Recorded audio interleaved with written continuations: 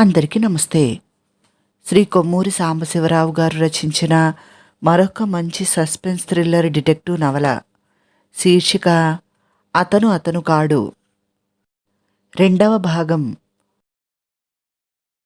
లోపలికి వెళ్ళి తలుపు మూసి లోపల గడియ పెట్టి చుట్టూ చూశాడు. ఎదురుగా బల్ల మీద ఉన్నది తన బ్రీఫ్ కేస్. వ్యవధి లేదు, త్వరగా వెళ్ళాలి. యుగంధర్ బ్రీఫ్ కేస్ తెరుస్తున్నాడు. అంతలో టెలిఫోన్ గణగణ మోగింది. యుగంధర్ టెలిఫోన్ వైపు చూశాడు. తనకు అయ్యుండదు. బహుశా ఈ గది ఖాళీ చేసిన వాళ్ళకి అయ్యుండవచ్చు, లేదా ఈ గదిని బుక్ చేసుకున్న వాళ్ళకేమో. టెలిఫోన్ మోగుతూనే ఉంది. మేనేజర్ టెలిఫోన్ ఆపరేటర్కి చెప్పాడా? మేనేజరే ఫోన్ చేస్తున్నాడా? పథకంలో మార్పు చేయవలసి వచ్చి రాజు ఫోన్ చేస్తున్నాడా? ఏమైతేనేం యుగంధర్ రిసీవర్ తీశాడు. Hello hello Yugandhar. ఎవరు? అడిగాడు యుగంధర్. తెలియకని కాదు, ఆ కంఠస్వరం గుర్తుపట్టాడు. శ్రీమతి భార్గవిని కలుసుకోవద్దని తనని హెచ్చరించిన ఆ మనిషి కంఠస్వరమే.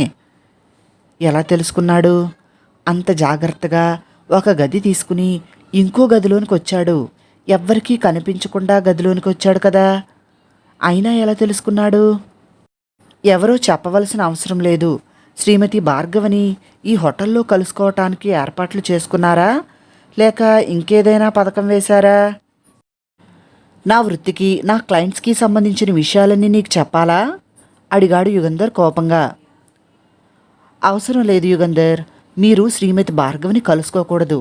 నాకు కావాల్సింది అంతే. ఎన్ని రకాల వేషాలు మార్చుకున్నా, మీరు ఎన్ని కిటుకులు ఆలోచించినా 1000 కళ్ళతో మిమ్మల్ని కనిపెడుతూనే ఉంటాను. జాగ్రత్త. క్లిక్ మన్నది. యుగంధర్ కూడా రిసీవర్ పెట్టేశాడు. డామిట్, ఎంతో ఆలోచించి పటిష్టమైన నిర్దిష్టమైన పథకాన్ని ఆలోచించాను అనుకున్నాను. అంతా తారుమారయ్యింది. ఎలా తెలిసింది వాళ్ళకి?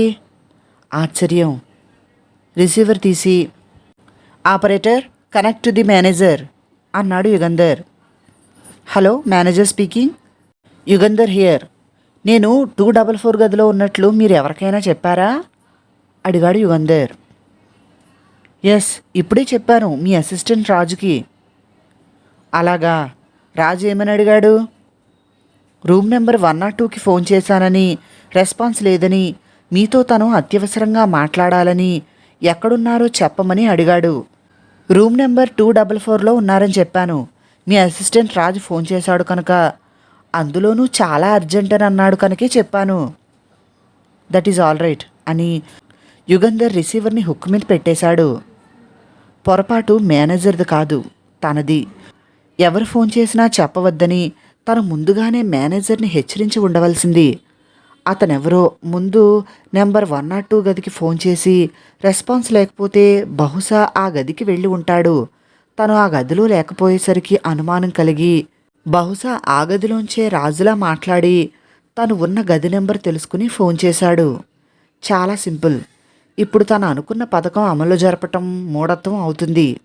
ఈ గదిలోంచి తను ఏ రూపంలో వెళ్ళినా తనని కనిపెడుతూనే ఉంటారు శత్రువులు.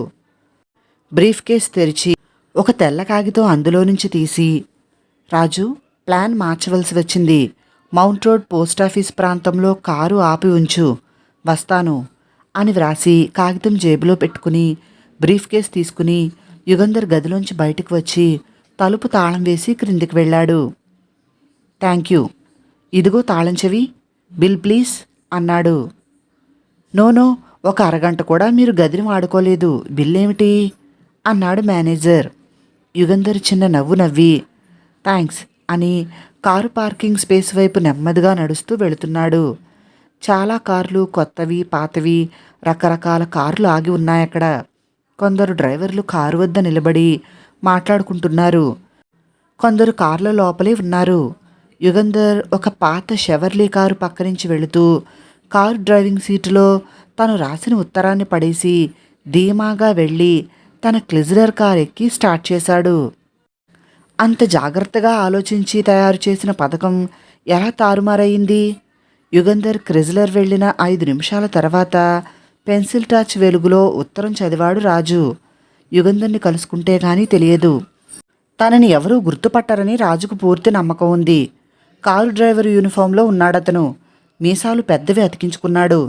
అంతేకాదు ఒంటి రంగు కూడా నల్లగా చేసుకున్నాడు. 10 నిమిషాల తర్వాత కారుని స్టార్ట్ చేశాడు. కారు పైకి చూడటానికి పాతగా ఉన్న సరికొత్త ఇంజిన్. యాక్సిలేటర్ మీద కాలు పెట్టగానే కదిలింది. పావుగంట తర్వాత మౌంట్ రోడ్ పోస్టాఫీస్ ఆవరణలో కారు ఆపాడు. బద్ధకంగా సిగరెట్ తాగి వెలిగించుకుని కాచుకునున్నాడు. అక్కడక్కడ దీపాలు లేవు. కార్లు కూడా ఎక్కువ లేవు. న్యాయానికి అసలు అక్కడ కారు ఆపకూడదు. చీకటి పడింది. ఎవరూ అడ్డుపెట్టరని కొందరు కార్లను ఆపారు. యుగంధర్ మారువేషంలో వస్తారా? ఎంతసేపటికొస్తారు? ఎలా వస్తారు? కారులోనే వస్తారా, నడిచా? టాక్సీలోనా? ఆలోచిస్తుండగా ఎవరో కారులోనికి ఎక్కారు. పక్కన కూర్చున్నారు. పోనీ అన్నాడా ఆ మనిషి. యుగంధర్ కాదు. ఎవరిది? నడువులో ఏదో గుచ్చుకున్నట్లయింది. ఇది పిస్తోలు. చెప్పినట్లు చేయకపోతే ప్రాణాలు ఎగిరిపోతాయి. త్వరగా స్టార్ట్ చేయి అన్నాడతను. రాజుకు తెలుసు అతని కంఠస్వరాన్ని బట్టి దయాదాక్షిణ్యమూ లేని కర్కోటకుడు అని. కారు స్టార్ట్ చేశాడు. త్వరగా, స్పీడ్గా ఆజ్ఞాపించాడతను. రాజు మెదడులో ఆలోచనలు ఉరకలు వేస్తున్నాయి. ఏ కిటుకుతో అతని నుంచి తప్పించుకోవటం?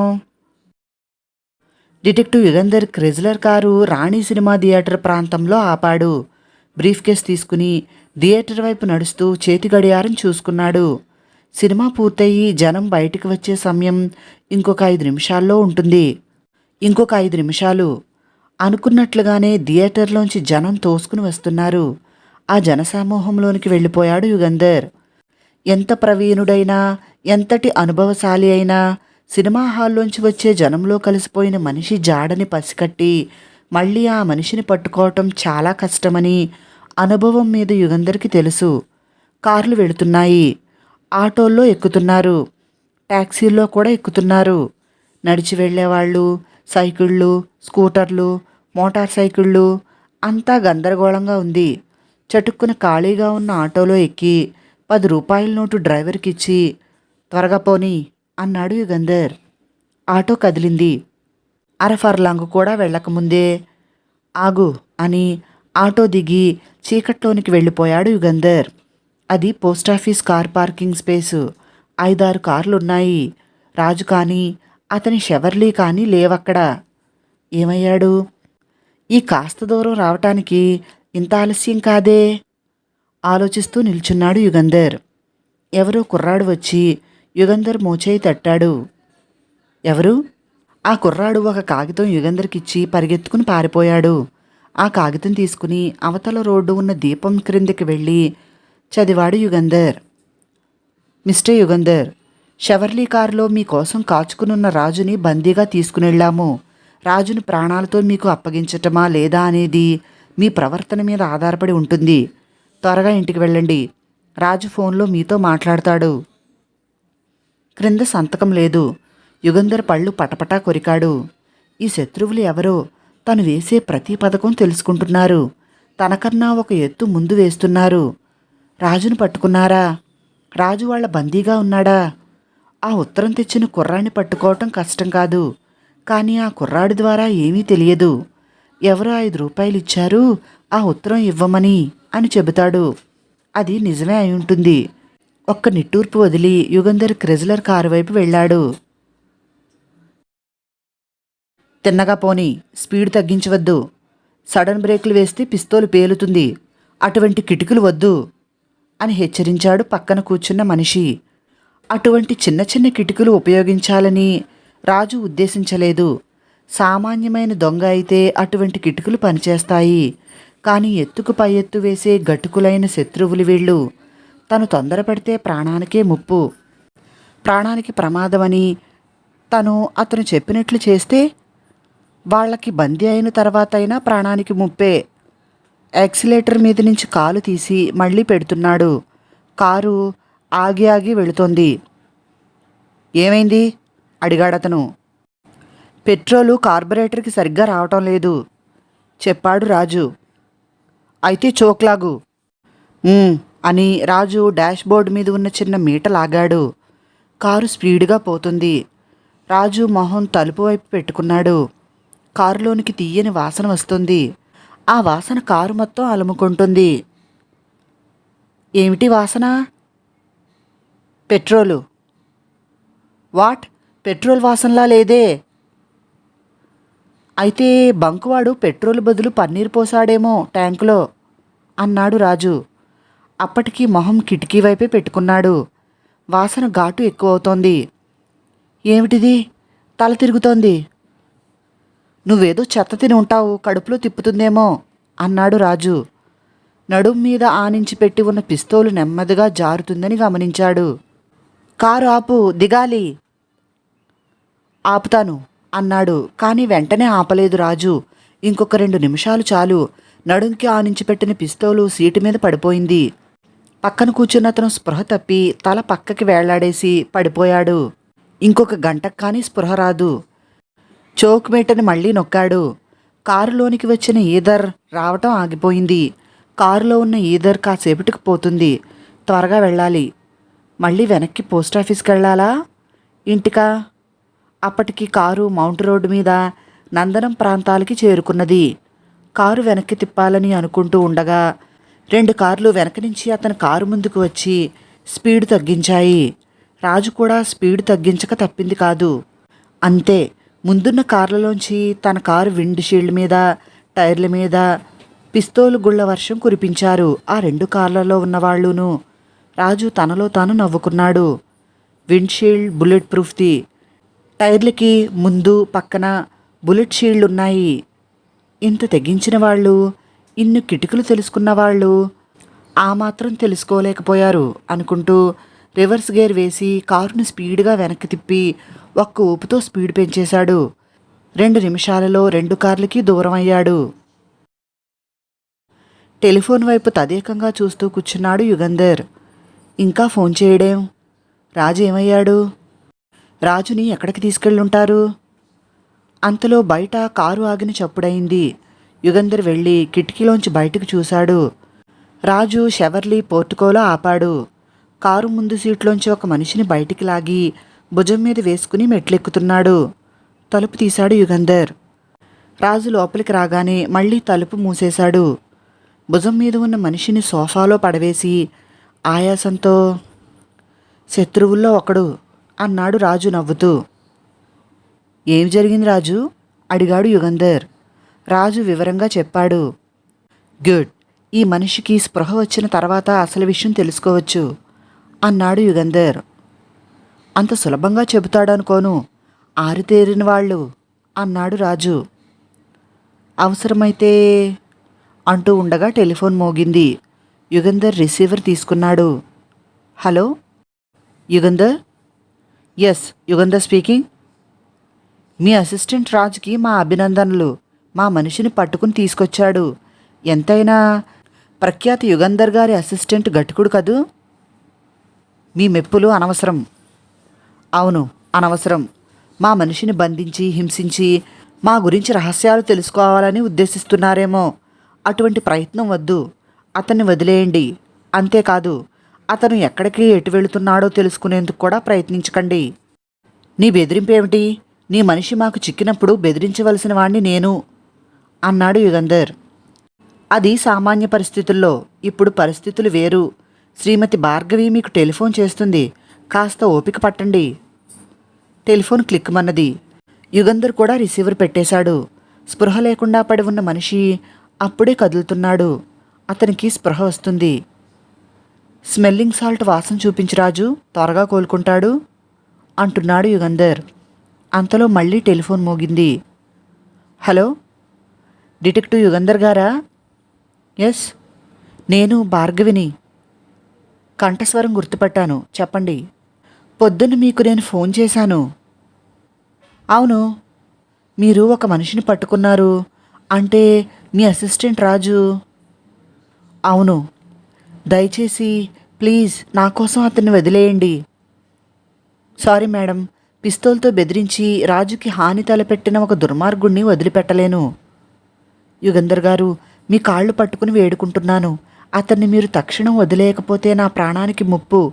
ప్లీజ్ ఏడుస్తోంది భార్గవి. ఏమమ్మా, అసలు నీకు వచ్చిన కష్టం ఏమిటి? ఎవరు నిన్ను చంపడానికి ప్రయత్నిస్తున్నారు? పెద్ద ఉద్యోగంలో ఉన్నదానివి. పోలీసులు, అవసరమైతే సిబిఐ, ఇంకా అవసరమైతే ఆర్మీ ఇంటెలిజెన్స్ కూడా నీకు రక్షణగా ఉంటారు. ఎందుకలా కంగారు పడతావు? దయచేసి నన్నేమీ ప్రశ్నలు అడగండి ప్లీజ్. అతన్ని వదిలేయండి తక్షణం, లేదా ఇంకొక 5 నిమిషాల్లో నా ప్రాణం పోతుంది. అంతే నేను చెప్పగలను. పిస్తోలు పట్టుకుని నీ వెనకాల నిలబడి ఎవరైనా నిన్ను బెదిరిస్తున్నారా? ప్లీజ్, మీ ప్రశ్నలకి వేటికి జవాబు చెప్పలేను. అతన్ని వెంటనే వదిలేయండి. వదిలేస్తానని నాకు మాట ఇవ్వండి. ఆల్ రైట్, అతను వదిలేస్తాను అన్నాడు యుగంధర్.